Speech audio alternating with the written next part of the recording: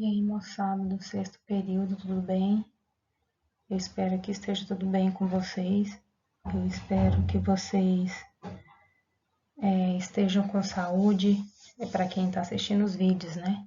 Porque esses vídeos eu acho que são as coisas menos vistas por vocês. Porém, para quem está assistindo, eu espero que tenham tido um final de semana muito bom. Um início de semana já começa nas bênçãos de Deus, tá bom? Então vamos lá, vamos ver aqui esse vídeo que ele é para ajudar a vocês a responderem as questões de 11 a 15 e é o final dessa apostila 2, né? É o que nós vamos fechar o bimestre aí com essa apostila, tá? Eu acho que é sim. Se eu não me engano, essa apostila vai ser a nota final aqui do bimestre de vocês. Vamos lá, né? Nós vamos falar sobre globalização. A globalização, ela é, como o próprio nome diz, né? O processo ele é global, ele é mundial. Então vamos ver o que traz aqui pra gente agora esse vídeo, né? Esse slide de hoje aí. Vamos lá. A gente sempre vai começar de cima para baixo, tá bom? A gente vai começar de cá para depois vir para cá. Beleza? Então, o que é a globalização? Também trazida por alguns autores como sendo mundialização. É o processo de integração mundial, né? A gente já falou sobre isso em alguns outros slides do ano passado. Vira e mexe, toda série é um assunto corriqueiro, que toda série tem que ser falado.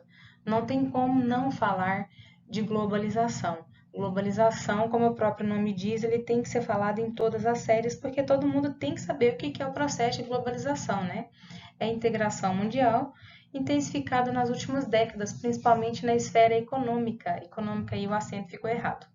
Tendo como base a liberalização das economias dos países. E aí, essa imagem aí é de um boneco norte-americano, é de um personagem norte-americano, o que deixa a entender aqui pra gente que os Estados Unidos, quando a gente fala em esfera econômica, os Estados Unidos, eles sempre estão à frente, mandando, né, com a sua moeda, o seu dólar, que é reconhecida praticamente no mundo inteiro. Lógico que tem outras moedas que valem mais, mas assim, não são tão conhecidas como o dólar, né? Então tá, quais são as características? Queda das barreiras alfandegárias, que é quando se divide em bloco, né? Eu já falei para vocês também dos blocos. Quando se divide em bloco, de um país para o outro país que está dentro do mesmo bloco econômico, essas tarifas não são cobradas ou são tão baixas que é por um valor irrisório. O mercado global, né? A globalização é isso, é o mercado global, ou seja, um produto seu pode ser vendido para o mundo inteiro. E a tendência de homogeneização cultural, o que é isso? Não dá para você distinguir mais, por exemplo, McDonald's. Eu acho que qualquer lugar do mundo que você for, você vai encontrar um McDonald's. É uma indústria norte-americana, porém ela mundializou. Outra bebida mais bebida logo após a água é a Coca-Cola. A Coca-Cola ela é norte-americana também. Então, ou seja, já tá misturando tanto que você não vai conseguir depois distinguir qual que é a cultura de tal lugar, né? Ou seja, a tendência à homogeneização cultural, música, cinema, vestuário, alimentação, etc.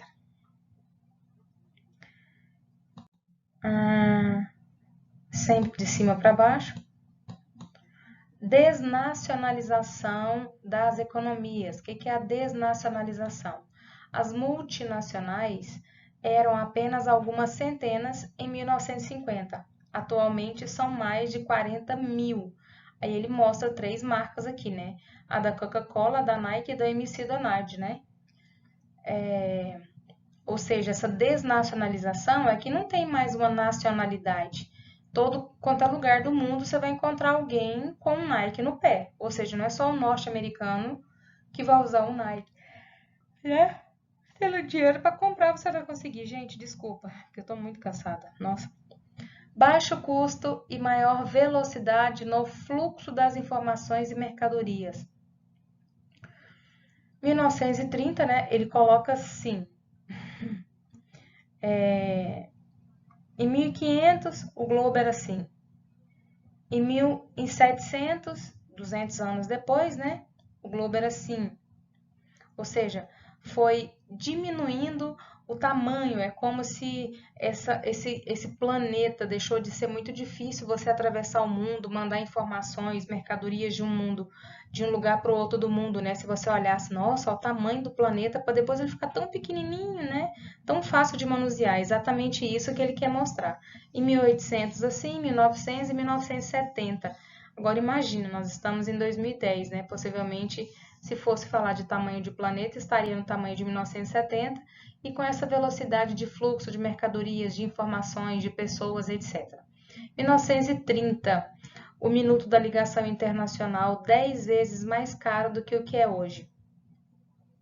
1960, 25 milhões de pessoas viajaram para outro país. Hoje, 400 milhões. Isso era em 1960, nós estamos em 2021, né?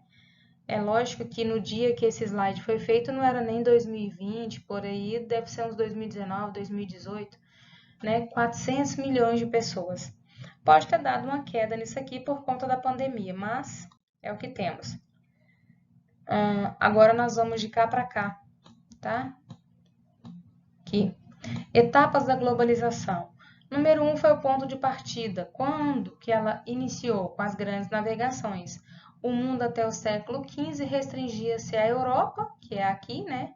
A Europa, isso aqui assim, bonitinha, Europa. Uma parte da África, que era isso aqui, né? E a Ásia. E a Ásia é isso aqui, ó. Beleza? Então tá, deixa eu apagar esses riscos que eu fiz aqui, né? Senão fica petecado, que já tem um risco normal do negócio aqui. Aí. E da Ásia. Então aí começou as grandes navegações, né? E aí tem as linhas aí por onde saíam os navegantes e para onde eles iam e para onde não iam. Número 2, isso aqui foi até o mundo, né? Até o século XV. Agora, Revolução Industrial do século XVIII, o impulso à globalização, ou seja, século XV, século XVIII, 3 séculos, ou seja, 300 anos, né? O mundo que caminhava ao ritmo do galope, agora acelera com as máquinas a vapor, que foi a primeira revolução industrial, né? Foi com as máquinas a vapor. Então é isso que ele está falando aí. O outro. Houve a invenção de diversas máquinas movidas a vapor. Os trabalhadores das fábricas recebiam salários baixos, enfrentavam péssimas condições de trabalho e não tinham direitos trabalhistas. Aí houve o uso de mão de obra infantil e feminina com salários mais baixos do que o dos homens. Procura de matérias-primas e mercados consumidores na África e na Ásia através do neocolonialismo. Esse neocolonialismo aqui foi onde eles saíram, né, em busca de novos mercados, lugares para procurar matéria-prima. E aí, o que, que aconteceu? Eles entraram em outros mundos, né, em outros lugares, na África e na Ásia, e colonizaram, tocando terror em tudo, querendo saquear tudo, tomar conta de tudo, não levando em consideração a cultura nem nada. Então, a primeira fase aí teve início na Inglaterra, em meados do século XVIII, espalhou-se durante a segunda metade do século XX para outros países da Europa. Invenção do uso de novos sistemas de transporte, como, por exemplo, o ferroviário, que eram as locomotivas a vapor, e navios também. Essas invenções eram para suprir a necessidade do transporte de mercadorias em larga escala, uma fase de transição do sistema artesanal, que eu já falei para vocês desse sistema. O sistema artesanal utiliza-se a família, não paga pessoas fora da família para poder trabalhar, não tem separação de fases, ou seja, todo mundo está costurando, todo mundo está cortando, todo mundo está desenhando, todo mundo está tirando linha, então não tem uma separação de que um faz isso, outro faz aquilo, não. E sempre é no lugar em casa. Então essa era a fase artesanal. Depois veio a fase da manufatura. A manufatura foi o uso das primeiras máquinas, que foi os teares, né, os manuais, os teares. Então as pessoas faziam o serviço manual, mas também tinha a ajuda dos teares manuais. Então essa foi a manufatura. Só que quando teve o uso do vapor, aí sim começou a industrialização mesmo de verdade. Aí os desenhos das indústrias, né? As imagens, desenhos não, fotos das imagens das indústrias, muitas crianças, tá vendo? Mulheres. E que os homens já tinham um salário ruim, as mulheres e as crianças tinham um salário muito mais baixo. Outra imagem aqui, ó, produção de carros, bondes, né? Olha esses veículos aí sendo produzidos. A segunda fase teve início nos Estados Unidos no final do século XIX, ou seja, século XVIII foi na Inglaterra a primeira revolução. A segunda fase da Revolução Industrial foi nos Estados Unidos, no século XIX e meados do século XX. Eram a vapores o que eles construíram na segunda fase? Criação e uso de novas tecnologias, como, por exemplo, veículos automotores e aviões, carros e autocarros. Houve também o aperfeiçoamento de um significativo aperfeiçoamento das tecnologias, né? As máquinas industriais que se tornaram mais eficientes ainda, ou seja, faziam muito mais coisas em muito menos tempo para as pessoas, por isso que eram mais eficientes. E a terceira fase, né? Aí a gente vem de cá para cá, a terceira fase, liderada também pelos Estados Unidos, teve com o final da Segunda Guerra Mundial, meados do século XX, é a fase que vivemos até a atualidade. Isso aqui é importante. Até a atualidade, terceira fase. Deixa eu apagar esse aqui, ficou muito torto. Aí, agora eu vim aqui. Aí. Introdução do uso de novas fontes de energia, como, por exemplo, a nuclear. Né? Lá na segunda fase, foi petróleo, né? E assim por diante. Desenvolvimento e início da informática, principalmente por parte das empresas e governos, posteriormente para todas as pessoas. Desculpa, gente, eu errei aqui, ó. Eu ainda até li. De cá... Nossa Senhora, tô louca. Eu mudei o trem aqui na hora de fazer e agora eu tô sabendo. Aqui, a gente vê sistemas de produção mais eficientes, resultando em maior produtividade. Lá do slide anterior, com redução de custo, como o Fordismo. Uso do petróleo, que foi a segunda fase ainda, tá? Depois é que a gente vem para a terceira, desculpa. Uso do petróleo e da energia elétrica como fonte de energia.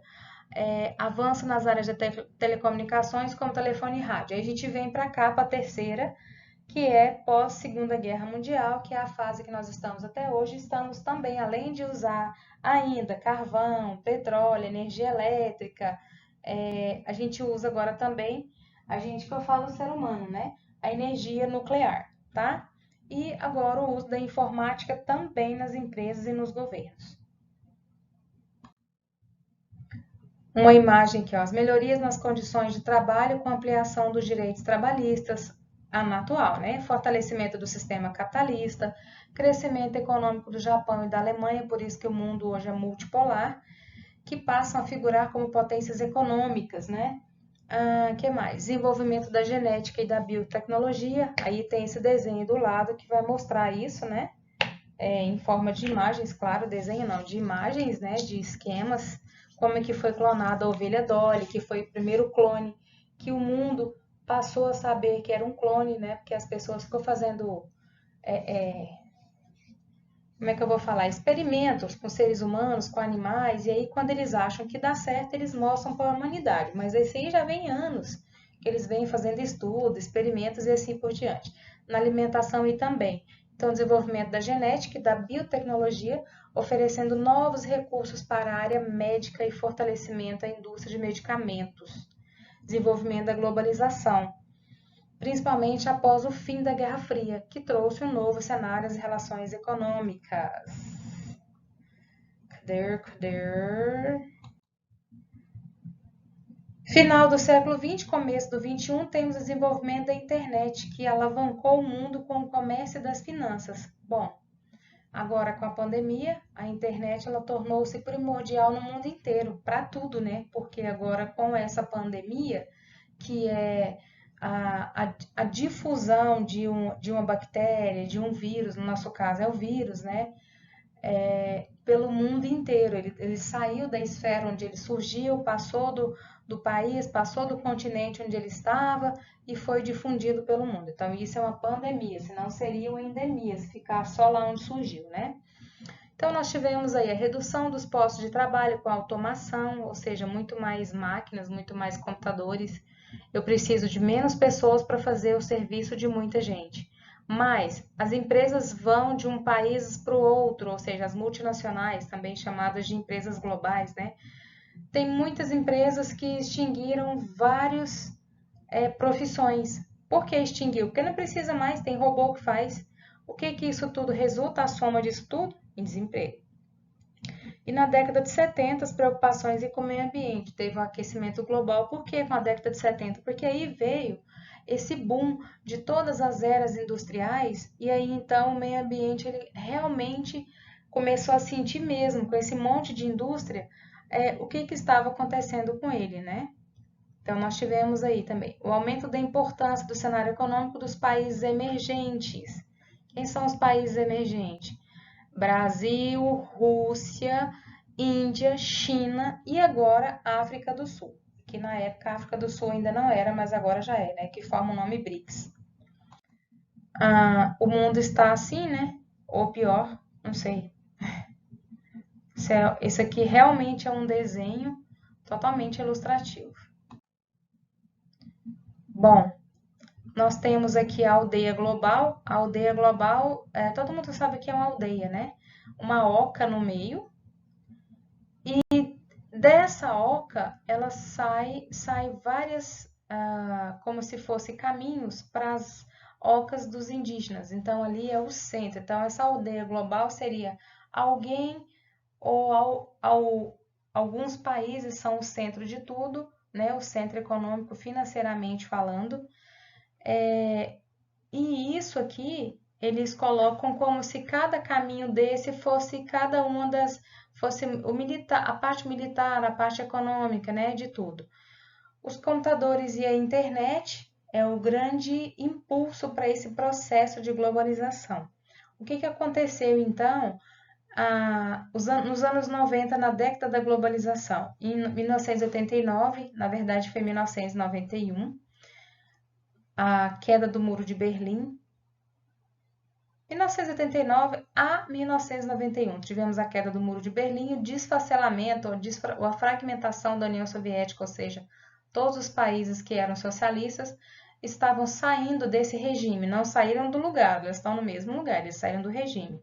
E aí então essa bandeira aqui, né, dos soviéticos aqui, ela sumiu, deixou de existir. E aí começou, né, então a surgir em vários lugares do mundo essas multinacionais, né? E aí a globalização mostra a sua cara. Ele já mostrou aqui um McDonald's da vida. Algumas características da globalização. Mundialização da economia, fragmentação das atividades produtivas nos diferentes territórios e continentes. Por exemplo, a fabricação de um tênis. Cada parte do tênis é feita em algum lugar do planeta. Faz a sola, depois cola o solado em outro lugar, depois cola a parte de fora ou costura a parte de fora em outro lugar, depois coloca o cadastro em outro lugar e assim por diante. Desconcentração do aparelho estatal. O aparelho estatal seria o Estado, né, que manda nas suas empresas, nas suas indústrias, etc. A expansão de um direito paralelo ao Estado, internacionalização do Estado, desterritorialização e regionalização do espaço e da produção, ou seja, características aqui de que os países mais ricos eles fazem o que eles querem com os países mais pobres, né? E aí nós temos aqui tudo sobre a globalização. Deixa eu passar aqui mais 4 para vocês, ó. Aqui ele está falando da internet, né? E dos computadores que hoje mandam em tudo, né? A telefonia e tudo. Você faz tudo. Tem as vantagens da internet, as desvantagens, é muito importante que vocês leiam, tá? Eu não vou ler com vocês, porque senão vai ficar muito longo o vídeo. E aqui alguns efeitos colaterais, né, do capitalismo, da perversidade, o capitalismo, da globalização, né? Aqui nós temos aqui o efeito perverso. Imagens da globalização, ou seja, lá na África, né, uma criança muito desnutrida por falta de alimentos, mesmo uma outra também desnutrida porque come muito e totalmente errado, né?